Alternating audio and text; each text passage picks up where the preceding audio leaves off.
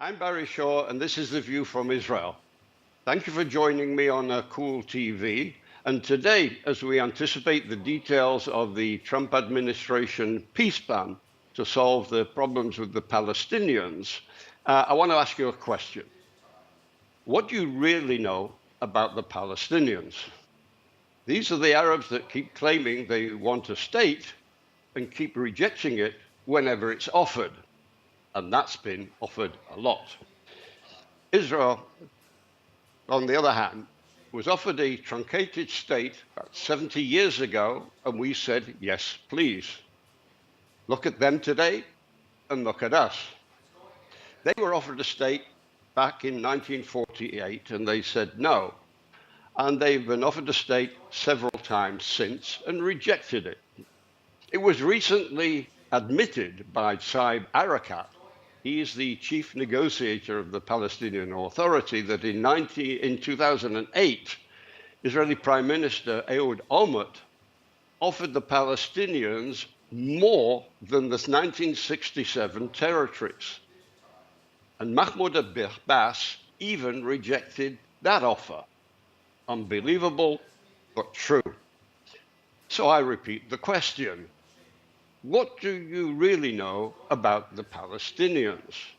And do they really deserve the state of their own based on their relentless rejectionism, their violence based on their anti-Semitism, their abysmal fiscal record, the way they abuse their own people, and their clearly intended resolve to eliminate the Jewish state of Israel?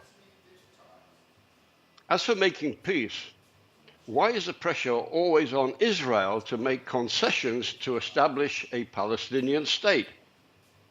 Why has no one demanded of the Palestinians that they undergo a reformation in their anti-Semitic attitude to Israel as a prerequisite for a state? And why is Israel the one that's always been portrayed as the one being in the wrong?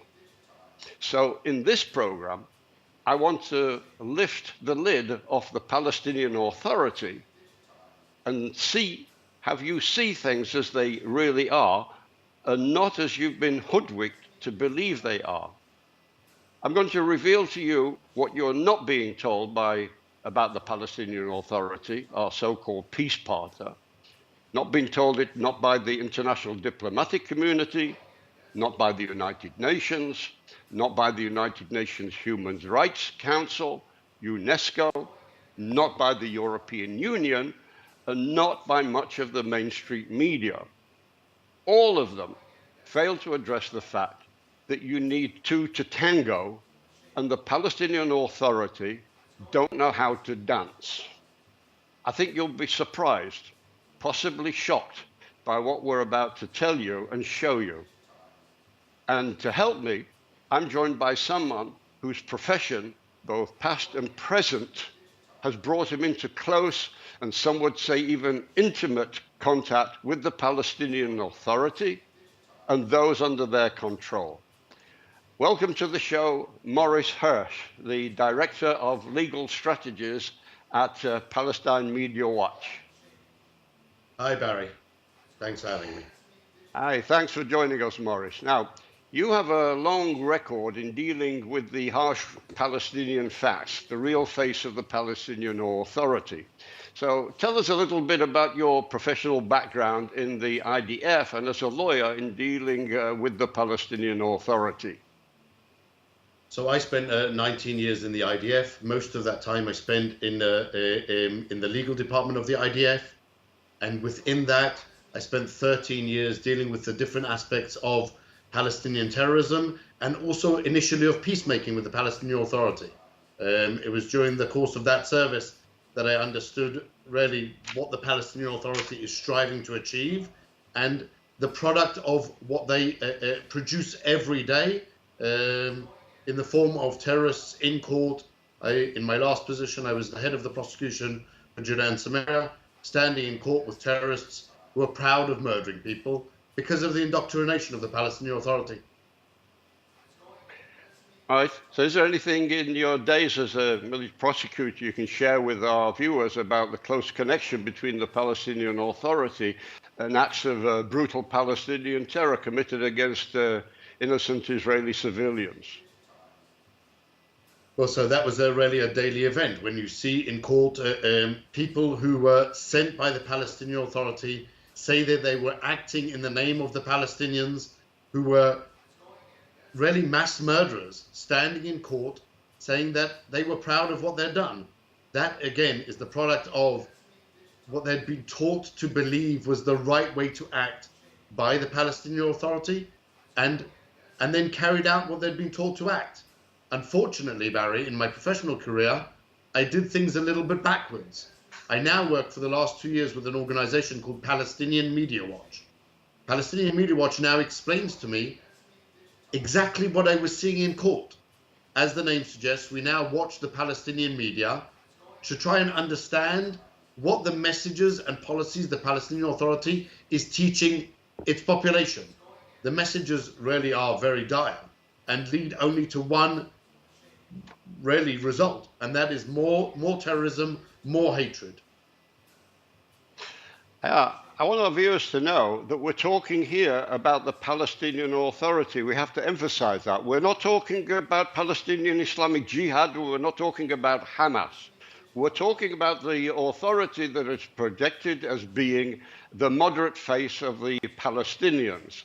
Now, Maurice, in the name of full disclosure, you and I have cooperated in exposing the ugly truth of the Palestinian Authority, both as an institution and also by the actions of some of its leaders and its people. Tell us a bit about, and our viewers here who are either participants in sport or sports fans will be fascinated by this section, about the actions of people like Jibril Rajoub, and the petitions we have brought to FIFA, that's the world governing body in football, about the promotion of terror through sport and football in the Palestinian Authority. So, Barry, really this story starts with the basic Palestinian narrative approaching FIFA, saying that all of the 1967 territories belong to the Palestinian Authority, and we should have sole right to organize any football competitions in those areas. That's a nice political claim, but as a factual claim, it lacks any basis. Nonetheless, FIFA did entertain for many years a Palestinian claim that Israel was breaching FIFA's laws by organizing football in 6 Israeli settlements in the area of Judea and Samaria. That action was then taken and led by Jibril Rajoub. Let's just explain who Jibril Rajoub is. Jibril Rajoub is one of the leaders of the Palestinian Authority. He's in charge of all sports and youth movements in the Palestinian Authority. He, for many years, was in charge of the security apparatus, in other words, torture apparatus of the Palestinian Authority, and has been a terrorist against Israel for 50 years. That's Jibril Rajoub.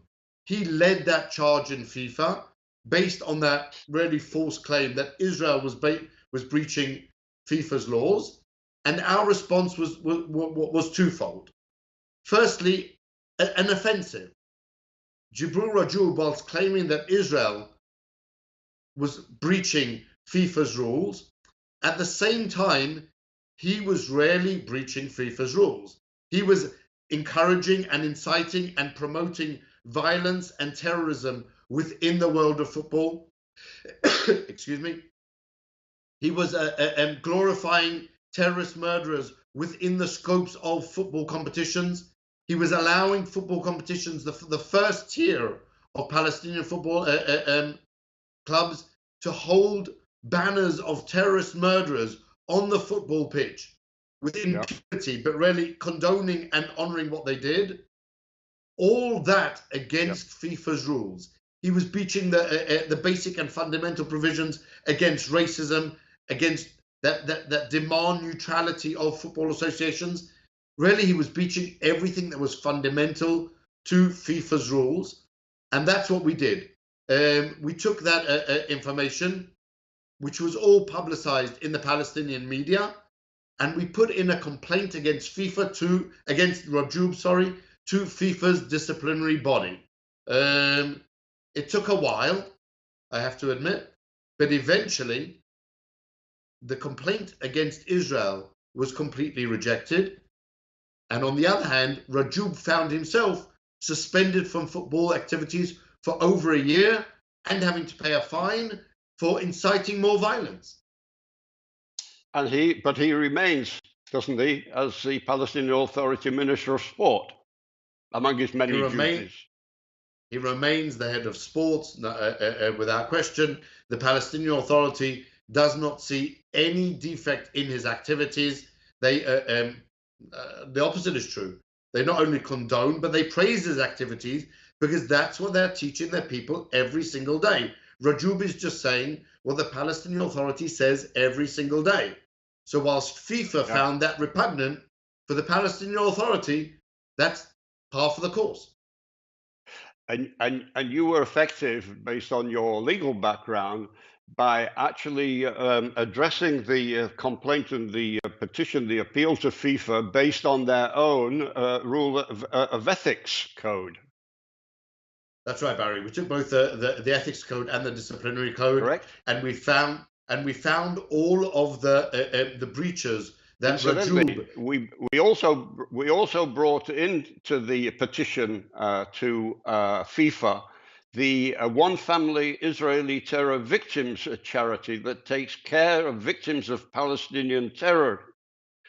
We took statements from many of the terror victims, those that had been attacked and those who had lost loved ones, to the murderers sent out by the Palestinian Authority. Some of those were involved in sport. What can you tell us about that?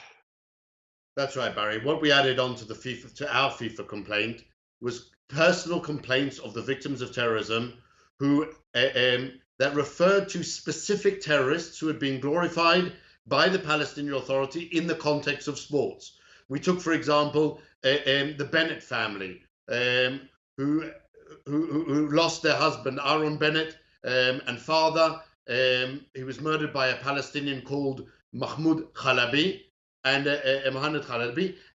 he was really glorified almost immediately by Jibril Rajub in the context of sports. Other murderers, the murderers of Yossi Kirma and Levana Melichi, who had been honored on the football pitch by a football team. We took victims like that with examples of that, and we showed FIFA that it's not only public organizations that are offended by the practices of the Palestinian Authority, but really there are real people whose lives have been tremendously affected by Palestinian terrorism, who are also affected by that glorification of the murderers of their loved ones in sports. That, I think, added a great deal of both emotion and weight to our complaint. Exactly. And people need to know, of course, there's a great amount of the Palestinian Authority budget goes to the encouragement of terror and the reward for terror. So, Maurice, tell us a bit about the Palestinian Authority pay for slay policy. How long has it been going on? How extensive is it? What figures are we talking about here? So let's give a little bit of a background. According to the Palestinian Authority's own admission, they have been paying terrorists since 1965, since before even the creation of the Palestinian Authority. The PLO, the Palestinian Liberation Organization, headed then by Yasser Arafat and headed today by Mahmoud Abbas, has been paying salaries to terrorists. What does that mean? It's really two categories of people. One are terrorists who sit in jail. These are arrested and convicted terrorists who receive a monthly salary paid by the Palestinian Authority now, who have assumed the role of the PLO, and they pay the monthly salaries based on the severity of the crime that they've committed and the time that they've spent in jail. In other words, if you're convicted of murder and you then are sentenced to a life sentence, as you serve that life sentence, as time goes by, your salary increases from an initial salary of 1,400 shekel, which is the average salary of a Palestinian in the Palestinian Authority, you earn that immediately as you go into jail. And that salary then grows over time to a maximum salary of 12,000 shekel, which is the equivalent to, in dollars, just over $3,400, about 2,500 pounds, and about the same in euros. That is the equivalent to a salary of a minister in the Palestinian Authority. All you have to do to receive that salary is be a terrorist murderer and spend an amount of time in jail. The second category of terrorists that receive payments are the families of suicide bombers and dead terrorists. They also receive a payment, an initial one-time payment of 6,000 shekel, and thereafter a monthly allowance that is paid to them for the rest of their lives. Just to give you an idea of the size of the Palestinian investment, as they call it, in this budget, last year, 2018, they allocated 7% of their entire budget in order to fund these programs, the Pay for Slay program. That means $350 million. That means about 250 million pounds and euro, whilst on one hand requesting aid from the international community, they had all of this money to pay just to incentivize and reward terrorists. Wow. Wow. Listen, I want our viewers to know that Mahmoud Abbas told Vladimir Putin that his murderers, he doesn't call them that, he calls them martyrs and prisoners, are, to quote his words, worthy of all aid. The Palestinian Authority Prime Minister said that these killers are an inseparable part of the social contract between the state and its citizens. The PLO Director of Prisoner Affairs even threatened violence if the money stopped going to the Palestinian Authority. Israel has stopped funding to the Palestinian Authority, Morris, I think you'll agree with me on this, until the Palestinian Authority stopped funding their killers. And even the Trump administration have cut back on the funds to the Palestinian Authority. But in fact, the Palestinian Authority are almost threatening violence because, I was about to say, the PLO Director of Prisoner Affairs said, and I quote him, he calls the refusal to fund Palestinian terror and Palestinian murderers a blatant theft. And if we stopped paying for it, saying it was tantamount to a bomb that will blow up in the face of the occupation. Yes, Barry, we have to make a few things clear here. Firstly, let's talk about the Americans. The Americans passed legislation in March last year, 2018. They passed the Taylor Force Act. Taylor Force was an American veteran, an officer, a West Point graduate who had served in Iraq and Afghanistan. He was in Israel on holiday, walking along the promenade by the sea in Jaffa, where he was murdered by a Palestinian terrorist. When his family realized that the terrorist was about to receive a payment from the Palestinian Authority, they decided to act. They persuaded their congressman to lead legislation that said that any aid to the Palestinian Authority would be conditional on the Palestinian Authority abolishing its pay-for-slay policy. The idea was very simple. Two sides to it. Firstly, paying terrorists, rewarding terrorists for murdering people is repugnant and shouldn't be allowed. Secondly, if the Palestinian Authority has so much money to reward terrorists and to pay these incentives for terrorism, then it obviously doesn't need international aid. The Palestinian Authority immediately rejected that legislation and said, we don't want your money. And if we do take your money, you won't tell us how to use it. Really, the word in Hebrew for that is chutzpah.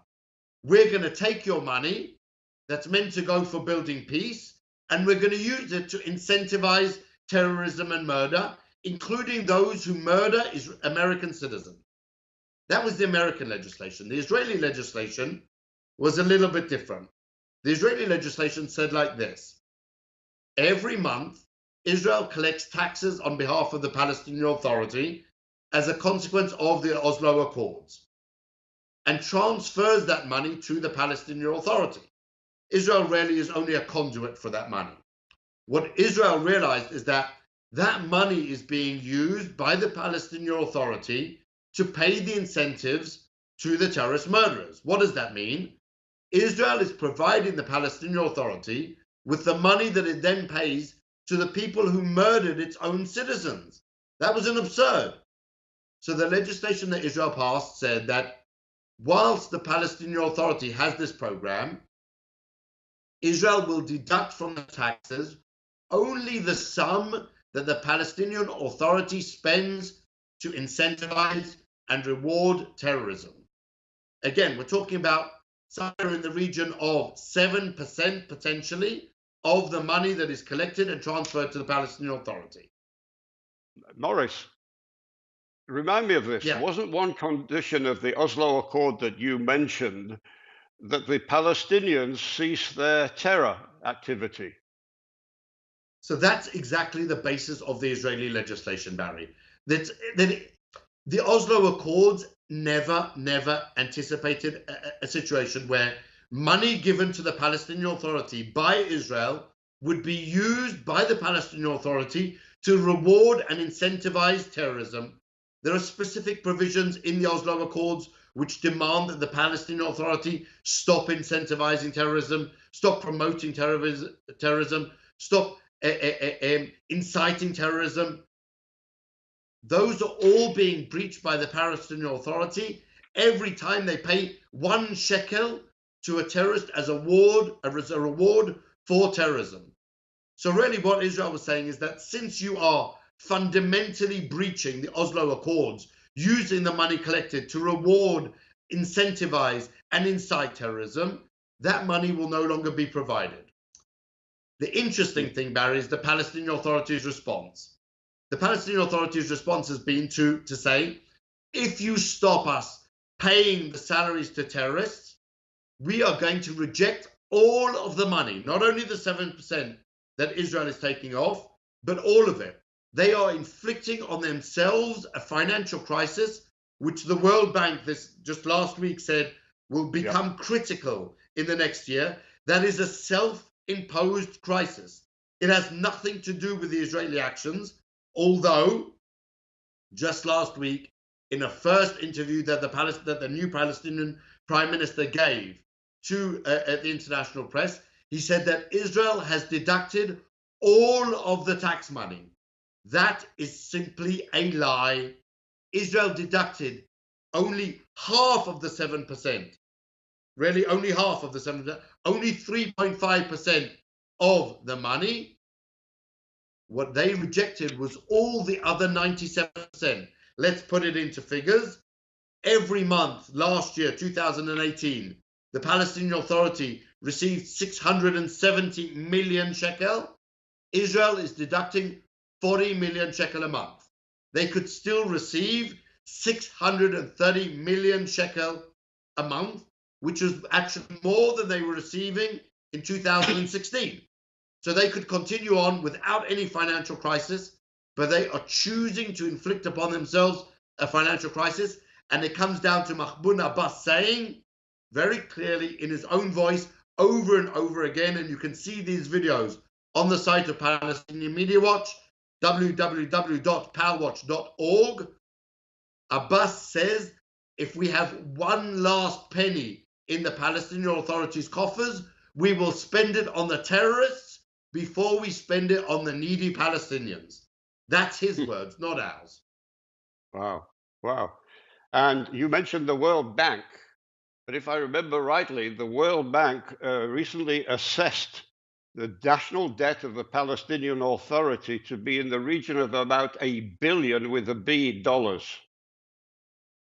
That's right, Barry. The World Bank has been writing about the Palestinian Authority for many years. You asked how long the pay for slave policy has been going on. A report already in 2006 from the World Bank pointed to the pay to slave policy, but the world ignored it. The world didn't understand how much the Palestinian Authority was spending on that program.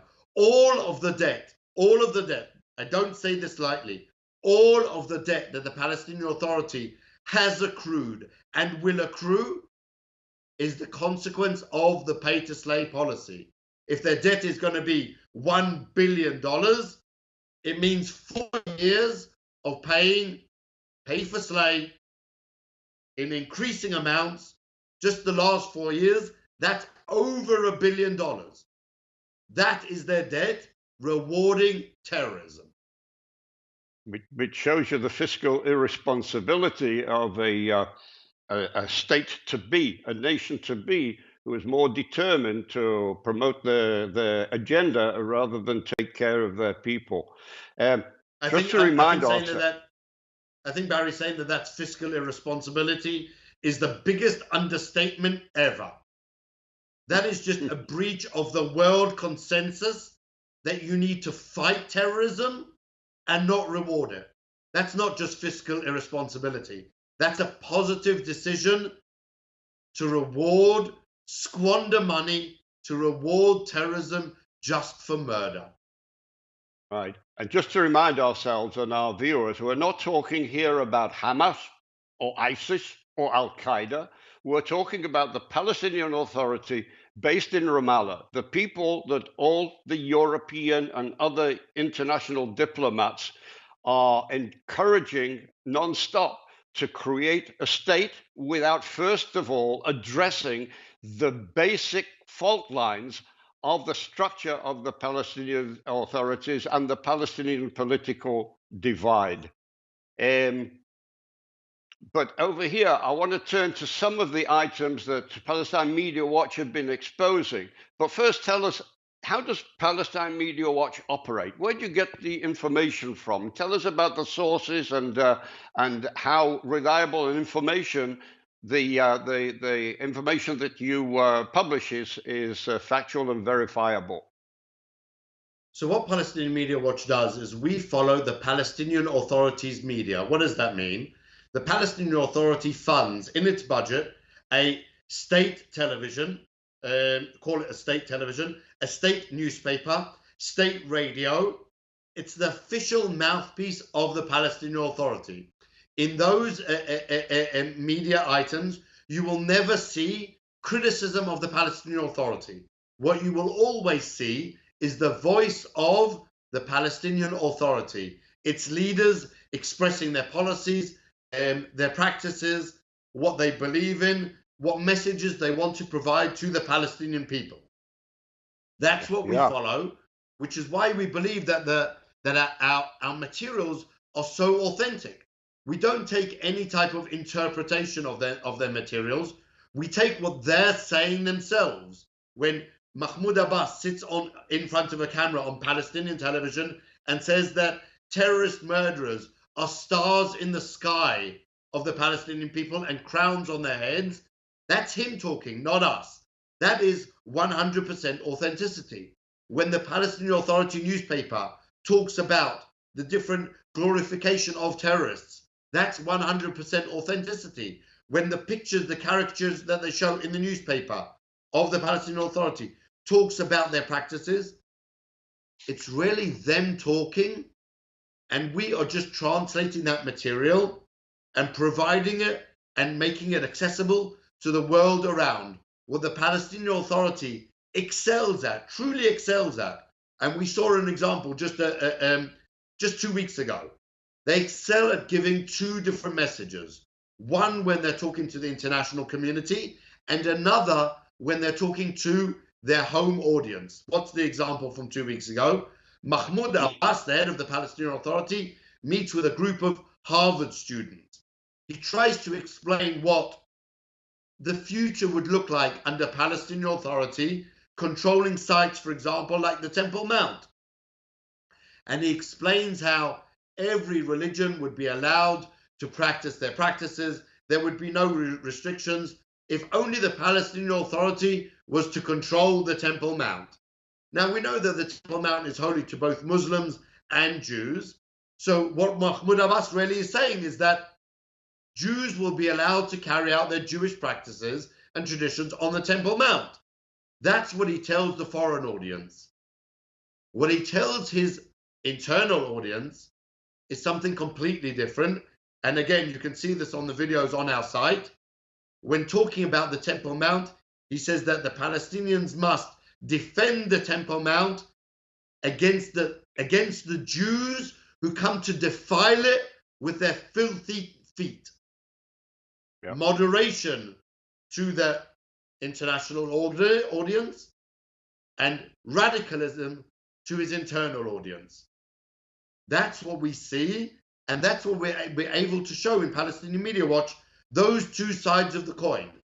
When they talk to the international community and what the language they use and the messaging to the international community, and on the other hand, the authentic messaging that they give to their population every single day of the year. The important message you've just relayed here, Morris, could be summed up like this. Don't listen to what they tell the BBC and CNN in English. Listen carefully to what they tell their own people in Arabic, because that's where the truth lies. 100% true, Barry. And that's what we try and do. Let's talk a bit here about Palestinian democracy. No, we've just had our national elections over here in Israel. Tell us something about the Palestinian democratic process when it comes to something like as basic as national elections. So we have to understand that the Palestinian Authority is not a democracy, it's a dictatorship.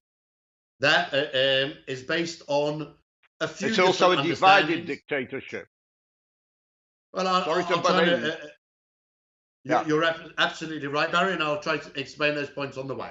Why is it a dictatorship? It's a dictatorship because in the 25 years that the Palestinian Authority has existed, there has only been 2 general elections. The first one was held in 1996, immediately after the creation of the Palestinian Authority. The next one was held a decade later in 2006, and since then, no elections have been held. There are 2 different bodies in the Palestinian Authority. There's the presidency, and then there's meant to be the Palestinian parliament. Only 2 elections for the Palestinian presidency have been held. Again, one in 1996, and the second one in 2005 when Mahmoud Abbas was elected. At the time, he was elected to a 4-year term, which means he should have ended his presidency in 2009. He's now in his 15th year of that 4-year term. That is not a democracy. That is a dictatorship. The parliament. The parliament was elected once in 1996 and again in 2006. What most people choose to ignore is that in the elections in 2006, the Palestinian people democratically elected Hamas. There are 2 major parties active in the Palestinian Authority. One is the Fatah party of Mahmoud Abbas. The other is the Hamas. Mahmoud Abbas demanded from the Israelis and from the Americans and from the international community that Hamas be allowed to take part in the 2006 elections. And having done that, Hamas won. The Islamic fundamentalist terrorist organization won the democratic elections. What did Mahmoud Abbas do? He simply rejected the vote of the Palestinian people and deposed the popularly elected Hamas government. He then created his own technocrat government, which functioned until basically for the last 12 years. Having said that, Hamas in 2007 said, you know what? In Judea and Samaria, Abbas has the power to depose the will of the people. In Gaza, they really control the entire Gaza Strip. And in 2007, Hamas took control of the Gaza Strip, thereby creating that divide of in the Palestinian people, the people in Gaza on the one hand, half of the Palestinian population, and on the other hand, Judea and Samaria, which is the other half. Only half is really controlled by Mahmoud Abbas, and that is controlled as part of the dictatorship and not as a result of the democratic process. What's interesting is in a recent interview, Saeb Erekat said the Palestinian Authority is a true democracy. Well, if you really define a true democracy as a country or as a state or as a body which holds general elections twice in 25 years, and a president is elected to a 4-year term, but continues on for 15 years, if that's your definition of a true democracy, then really the Palestinian Authority is a true democracy. But for all of us normal Western liberal believers in politics and democracy, I think we can all agree that that isn't democracy at all. That's simply a dictatorship, which cannot really be tolerated. And that's really not what the international community is looking for. Another dictatorship was not the goal of the Oslo Accords. Morris, let's turn to how the Palestinian Authority treat their own people. I wanted to talk about the deep and dark secret of the Palestinian Authority, and that is the arrest and torture of their own people. I'm talking here about the Palestinian Authority grabbing Palestinian protesters protesting against the kleptocracy and the corruption of the Palestinian Authority, being locked up in their detention centers in Jericho, and, as Human Rights Watch has reported, regularly tortured by the Palestinian jailers. Give us some background on that. So really, Barry, as we know from recent decisions of the court process in Israel, the Palestinian Authority has been torturing Palestinians since its creation. Jibril Rajoub, famous from the football side, was once head of the Palestinian Preventative Security Forces in Judea and Samaria. He is the subject of multiple lawsuits which accuse him of torturing different Palestinians. Who does he torture? He tortures Palestinians who the PA suspects, accuses of collaborating with Israel. The Palestinian Authority security forces torture people who really criticize the Palestinian Authority. You cannot criticize the Palestinian Authority. There is no open society.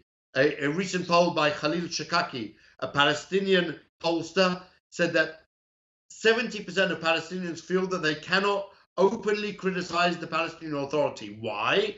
Because those who criticize the Palestinian Authority are subject to torture by the security forces. Human Rights Watch said that both the Palestinian Authority in Judea and Samaria and Hamas in the Gaza Strip have continued their practice of torturing Palestinians who simply disagreed with what they were saying. That is what goes on. It's a daily occurrence. The Palestinian Authority makes really empty promises to investigate those practices, but that's the daily practice. They torture people who disagree with them. They torture minority people. When you're talking about people who commit simple offenses, like selling land to Jews, are subject to torture. You know, Morris, in the United States, Rashida Tlaib, the new Democratic representative, said that she wants to lead a congressional delegation to study the human and civil rights abuses inflicted on the Palestinians. I'd say that's fine, but let her take these delegations from the United States to the Jericho detention centers to interview the Palestinian prisoners there that are being tortured. And another issue here, I would suggest them they visit Issam Akil, who is a Palestinian American who was condemned by a Palestinian court to life imprisonment with hard labor and you tell our viewers what his crime was. His crime, Barry, as I said before, his only crime was selling land to Jews. Understand that? That just selling land to Jews. It wasn't even in Judea and Samaria, rather it was in Jerusalem. Selling land to Jews, but a Palestinian selling land to Jews. The sentence is a life sentence in jail, in some cases even with hard labor. This is, ladies and gentlemen, watching this video, we are talking here about the Palestinian Authority, the authority in which the world, the European Union, the United Nations are insisting they should be designated as a state. Let's talk a bit here, Morris, about the political divide within the body of Palestinian politics. We're expecting to make peace with the Palestinian Authority, but they don't really address the rapacious tiger in the room, Hamas. I always make the point that if a Palestinian state is ever created, you'll go to bed with Mahmoud Abbas and wake up in the morning with Hamas. Give us some more background on that. So really, that's the truth of the matter, Barry. When you're talking about coming to some type of a peace agreement, you have Israel on the one side, a recognized country. Who is your peace partner? Who is on the other side of that agreement? Who is signing and committing in the name of the Palestinians? So really, you have a complete divide between Hamas and Fatah. Fatah purports to be, as part of the PLO, the Palestinian Liberation Organization, which is made up of different Palestinian groups, but is the biggest group is Fatah, purport to be the single, sole, exclusive representative, that's their language, of the Palestinian people. But really, as I explained before, when the Palestinian people were given the chance to vote, the popular vote voted for Hamas. That is the clear understanding. Mahmoud Abbas does not represent the Palestinian people. He cannot commit in their name to relinquishing terrorism. He cannot commit in their name to ending the conflict. He cannot commit in their name to anything. And therefore, signing any type of peace agreement with Mahmoud Abbas would be very problematic. What did Mahmoud Abbas recently do? Just to put this in context, Barry. Mahmoud Abbas recently dissolved the Palestinian parliament. This is the parliament that was elected in 2006 and had been sitting around doing nothing really for the last 12 years. Suddenly, in December last year, Mahmoud Abbas decided to dissolve the parliament. So the question is, why? What took him 12 years to dissolve the parliament, and why now? The answer is very simple. The Palestinian constitution says that in the event that the chairman of the PA is incapable of carrying out his duties, he is to be replaced by the Speaker of the Parliament. The Speaker of the Parliament is appointed by the party that received the most amount of votes. As we explained, the party that received the most amount of votes was Hamas. So what Abbas understood is that in the event that he falls sick, and he's not a young man, he's 83 years old, in the event that he falls sick, he would be replaced by Hamas. There you have it, Barry. Hamas peacefully taking control of the Palestinian Authority based on the constitution of the Palestinian Authority. So what did Abbas do? He dissolved the parliament. If you dissolve the parliament, there's no speaker.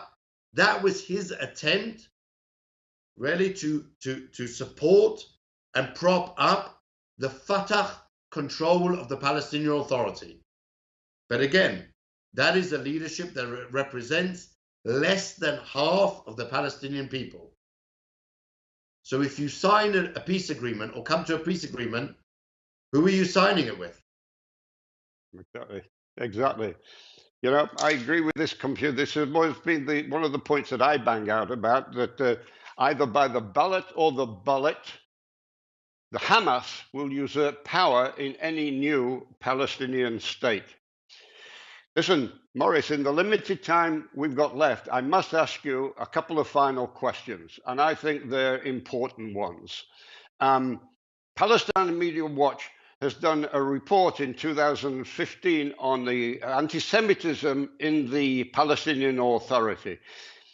Give us an update on this and give us some background about the anti-Semitism that drives a lot of the hate, the rejection of Israel as a Jewish state, and the terrorism, particularly from its leader, Mahmoud Abbas.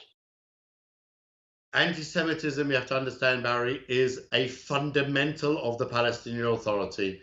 They have television programs catered to the different age groups. Children, little children, they show cartoons. The older generation, they have poetry that's read. And for the adults or for the youth and the adults, they have specific programs catered to them. What do they say? What do they teach? All teach the same message, that Jews are Satan. Jews need to be destroyed. Jews are the source of all evil. Let me give you a few examples.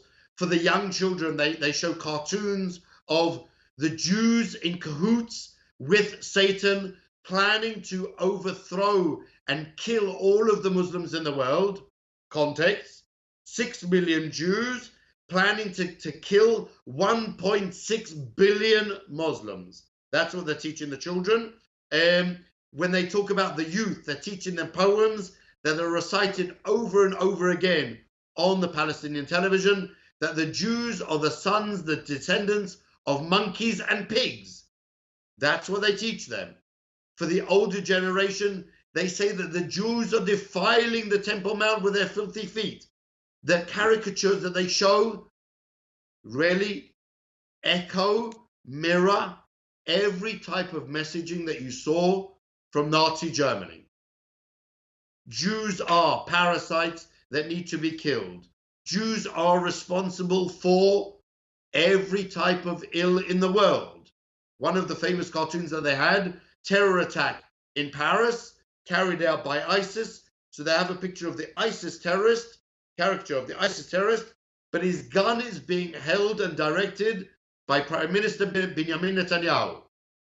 There's no connection between the two, but that's what they create. The world-encompassing Jew. Jews are responsible for the Holocaust. Allah sent Hitler to punish the Jews. These are the messages that you see over and over again. Jews spreading drugs amongst the Palestinians. Every evil, behind it is the Jew. That is the daily message given over by the Palestinian Authority to the Palestinian people. That's their anti-Semitism. Wow. So, Morris, I think we've dealt with the Palestinian incitement and glorification of terror, their pay to slay policy, their fiscal irresponsibility, the reward of their killers, their lack of democratic values, their anti-Semitism, their decades-old rejection of any genuine peace deal that would have them recognize the right of the Jewish people to live in peace in Israel, the deep political chasm between the Palestinian Authority and Hamas. Is there anything you can tell us about the long-term intention of the Palestinian Authority regarding Israel? Do you see any sign that they're ready to abandon their staged destruction of Israel for a genuine and long-lasting peace? For the messages that they're putting out, Barry, it appears that there is very little hope for peace.